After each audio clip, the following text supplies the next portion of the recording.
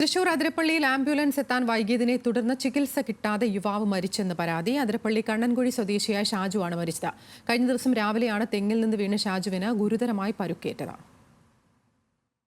തിങ്കളാഴ്ച രാവിലെ 8:30യോടെയാണ് ചെത്തുതൊഴിലാളിയായ കണ്ണൻകുഴി സ്വദേശി ഷാജുവിന് തെങ്ങിൽ നിന്ന് വീണ് പരിക്കേറ്റത്. പ്രദേശവാസികൾ ചേർന്ന് ഉടൻ തന്നെ ഷാജുവിനെ ജീപ്പിൽ വെറ്റിലപ്പാറയിൽ എത്തിച്ചു. അവിടെ നിന്നും 108 ആംബുലൻസ് വഴി ഇയാളെ ചാലക്കുടിയിലെ ആശുപത്രിയിൽ എത്തിക്കാൻ ശ്രമിച്ചെങ്കിലും 2 തവണ ആംബുലൻസ് വഴിയിൽ വെച്ച് കേടായതായാണ് നാട്ടുകാർ പറയുന്നത്.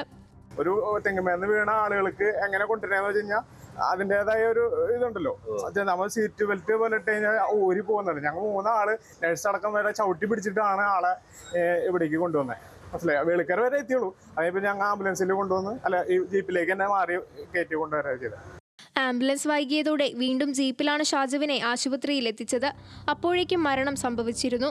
അതിരപ്പള്ളി പോലീസിനടക്കം സ്വന്തമായി ആംബുലൻസ് ഉണ്ടായിരുന്നിട്ടും ആവശ്യ സമയത്ത് പ്രയോജനമുണ്ടാകുന്നില്ലെന്നാണ് നാട്ടുകാരുടെ ആരോപണം. യാത്രാ സൗകര്യങ്ങൾക്ക് പരിമിതിയുള്ള പ്രദേശത്ത് രാത്രികാലങ്ങളിൽ ആംബുലൻസ് സൗകര്യം ലഭ്യമാകുന്നില്ലെന്നും പരാതികളുണ്ട്.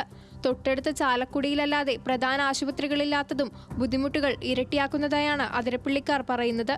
ന്യൂസ് മലയാളം, തൃശൂർ.